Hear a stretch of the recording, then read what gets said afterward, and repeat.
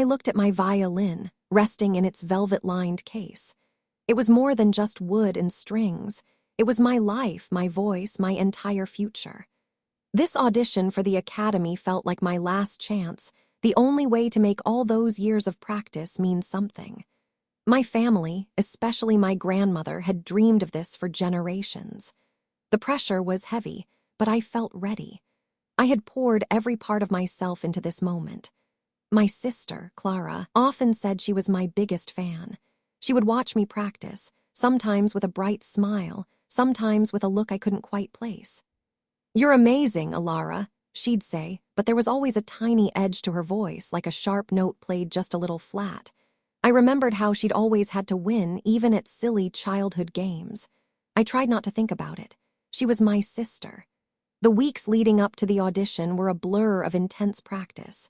I skipped outings, said no to friends, and often ate dinner with my violin still in my hand. My fingers ached, my mind raced, but I kept pushing. Clara was often there, a quiet presence. I told her everything, my fears, my hopes, how much this meant to me. She listened, always nodding, offering comforting words. I truly believed she understood. Clara would sometimes bring me tea during my practice breaks. She'd lean against the door frame, watching me place my violin back in its case, noting where I kept it, how I handled it. "Don't stress too much," she'd advise. "You've got this." Her words were kind, but her eyes seemed to take in every detail, every movement. I just thought she was being supportive, wanting to learn about my routine. A few days before the audition, something felt off. A string on my violin seemed to slip out of tune faster than usual, and a tuning peg felt loose. I blamed my own nerves, my constant handling. "It's probably just the weather or old strings," Clara said, inspecting it briefly. "Don't worry, it'll be fine, just a little wear and tear." I nodded, relieved by her practical explanation. I didn't want to think of anything else going wrong. The morning of the audition, Clara was a whirlwind of enthusiasm. She fussed over my clothes, made me breakfast, and hugged me so tightly I could barely breathe. "This is your day, Ilara," she cheered. As we left, she insisted on carrying my violin case to the car just for a moment to help. I saw her hands on the clasps just for a second before she handed it back. I thought nothing of it then, just her wanting to share in the excitement. The audition room was quiet, tense. I took a deep breath, raised my violin, and began. The first few notes soared, perfect and clear. I felt a surge of confidence. Then, halfway through my most important piece, a horrible screech ripped through the air. A string snapped, then another note sounded horribly wrong, distorted. My hands trembled. I tried to recover, but the sounds were grotesque. My composure shattered. I stopped, my heart pounding. The silence that followed was deafening. The judges exchanged stern glances, their faces unreadable from my spot on the stage. One of them cleared his throat. "Thank you, miss," he said, his voice flat. It was a dismissal. My dream, the dream I had carried for so long, crumbled around me. My face burned with shame. I walked off the stage, my vision blurred, the sound of my ruined performance echoing in my ears. The public humiliation was a heavy cloak. Clara met me backstage, her arms wide open. She pulled me into a tight hug, whispering, "Oh, Ilara, I'm so sorry. What happened?" Her voice was full of sympathy, but as she pulled away, just for a second, I thought I saw something. A flicker around her mouth, a quick, almost invisible curl of her lips. I dismissed it as my grief playing tricks on me. How could she not be genuinely sad for me? Back home, I sat in my practice room, staring at my violin. It lay in its case, a broken string dangling. It wasn't just my nerves. It couldn't have been. The way the string snapped, the sudden horrible sound. A cold dread settled in my stomach. What if it wasn't an accident? What if someone— My mind replayed Clara handling the case, her knowing look days before.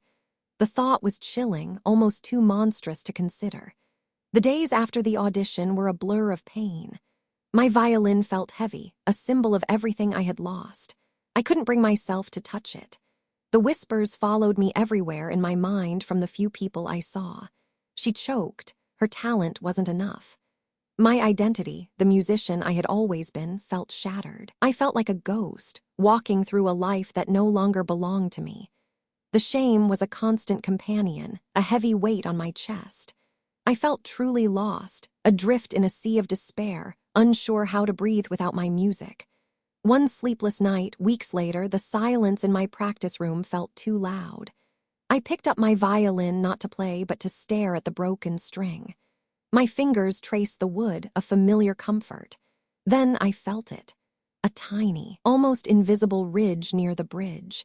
I grabbed a magnifying glass. There, a minute, almost undetectable cut, cleverly hidden.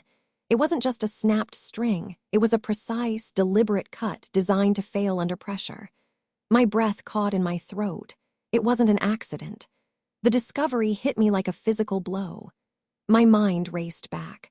Clara's helpful gestures, her insistence on carrying the case, her casual remarks about the tuning peg, the way she'd watched me practice, her eyes lingering on my instrument, the chilling flicker in her eyes backstage. It all clicked into place, a horrifying puzzle. My sister, my own flesh and blood, had done this.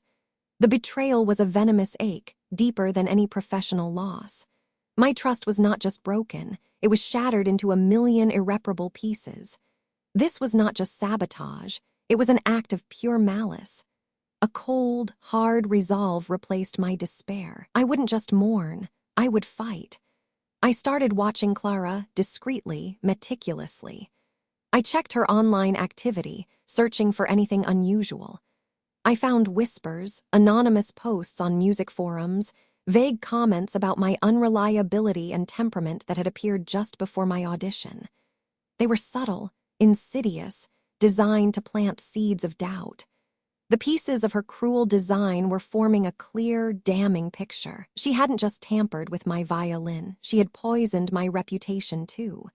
My fury burned silently. I decided on a careful approach first. My violin has some strange damage, I mentioned casually to Clara one afternoon, like someone deliberately messed with it. She looked at me, her face a mask of concern. "Oh, Alara, you're still dwelling on that? Maybe you're just stressed. Auditions are tough." She painted me as paranoid, ungrateful for her support. Her words were smooth, her eyes innocent. I felt a surge of doubt, a familiar feeling she always created. But deep down, I knew. Her gaslighting only solidified my resolve to find undeniable proof. I knew I needed more than my gut feeling. I installed a small hidden camera in my practice room, a place Clara often visited when I was out. Days later, I watched the footage. There she was, her hands so quick, so precise, making a tiny, almost imperceptible cut on my violin's string, then carefully adjusting a tuning peg. The chilling smile on her face as she did it. It was all there, undeniable. Then, a former academy assistant, someone Clara had tried to manipulate, contacted me, confessing Clara's malicious calls to the judges. The truth was out, captured and confirmed. The evidence was heavy in my hands, a weapon of truth. I chose our annual family dinner, a time when everyone was gathered, for the final confrontation. My heart pounded, but my voice was steady. "Clara," I began, "we need to talk about my audition." I presented the footage, the technician's report, the assistant's testimony. Her cheerful facade crumbled, replaced by shock, then a desperate, ugly anger. The room fell silent. My parents, my grandmother, watched in horror as Clara's monstrous treachery was laid bare for all to see. The air crackled with shattered trust. The fallout was immediate and devastating. My parents were speechless, then filled with a grief that mirrored my own. My grandmother wept openly, her dream now tainted by such malice. Clara fled, her public image in tatters, but the damage wasn't just to her. Clearing my name within the music community was an uphill battle. Some believed me, others still clung to the whispers. "Why would your sister do that?" they'd ask. The skepticism was a dull ache, a reminder of how deeply her lies had taken root. I knew the road to full vindication would be long, but I had taken the first, crucial step. Months later, I stood on a new stage, a different violin in my hands, secured and perfect. It was a re-audition, but more than that, it was a declaration. My hands were steady, my breath calm. I played not just with skill, but with the raw emotion of everything I had endured. The music flowed, pure and strong, a symphony of resilience. Each note was a testament to my truth, to my fight. The judges listened, their faces rapt. This time there was no sabotage, only the clear, undeniable sound of my talent. I had reclaimed my voice, my craft, my future. The applause was a balm, a sweet sound of vindication. I had won. My career was back on track, my name cleared. But the triumph was bittersweet. The profound scar of my sister's malice remained, a permanent reminder of how deeply family can wound. I had faced the darkest betrayal and emerged stronger, but forever changed. There would be no easy forgiveness, only a hard-won understanding of the fragility of trust.